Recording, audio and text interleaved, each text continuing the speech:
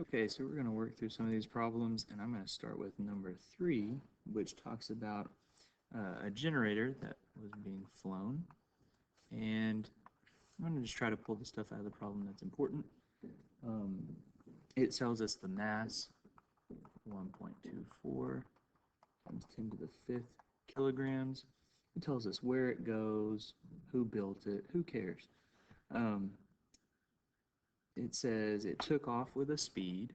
Okay, so at the beginning there was some speed, and that speed was 101 meters per second towards the southeast.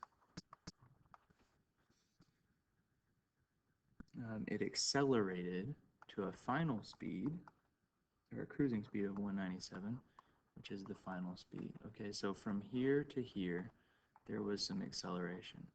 What do we know that it takes to make acceleration? It has to do with Newton's second law, F equals ma. There had to be some force to cause this acceleration. Okay, it's a similar idea when dealing with momentum, which is that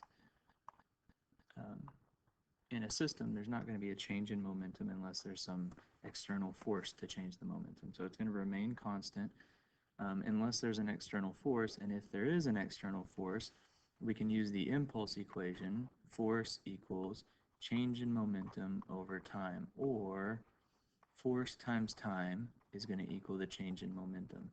However much force there is multiplied by the time the force is applied is the change in momentum. Okay, so we have a change in momentum here, we have a force, and then there is some time that's associated with it. It says that there's a force of 4 times 10 to the 5th newtons, and that's also directed towards the southeast. Okay, and that's just to say force is a vector, velocity is a vector, momentum's a vector. They all have direction, and they're all going to be in the same direction in this case.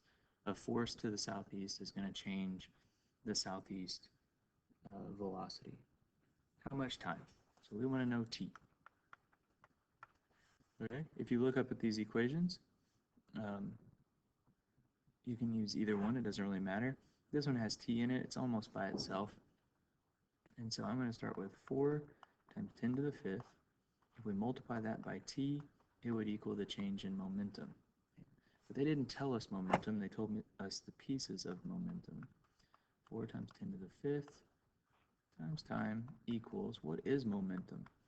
mv final minus mv initial. If there's only one mass, then it's just mv final minus v initial.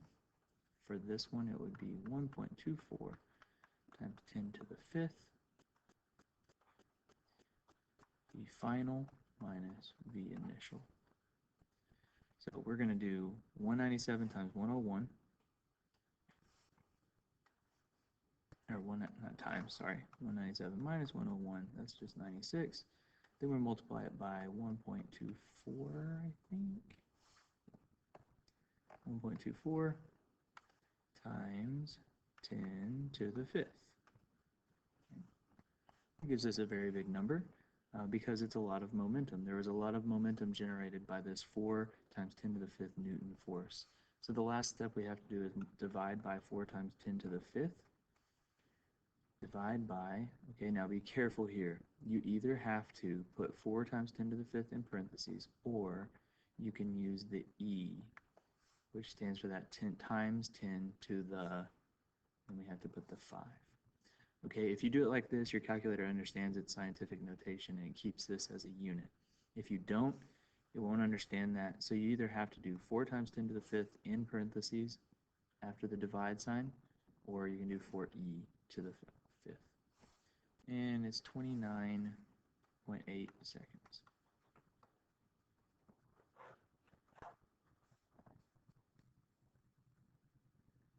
And that's all she wrote for that one.